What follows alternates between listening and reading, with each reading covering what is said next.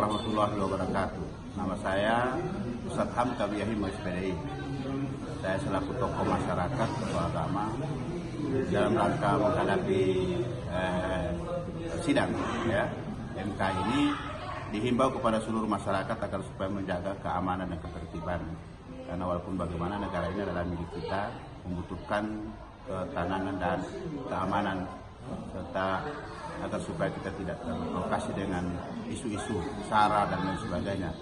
Sebagai masyarakat, kita melaksanakan ketertiban dan keamanan bekerjasama dengan pemerintah daerah, dengan aparat keamanan yang ada di daerah, agar supaya daerah kita ini dalam keadaan tenang, damai dalam menghadapi situasi dan kondisi yang sedang berlaku pada saat ini. Insya Allah sidang akan datang akan berjalan dengan lancar, dengan tertib, dan insya Allah terselesaikan dengan keadaan damai dan tertib. Insya Allah demikian.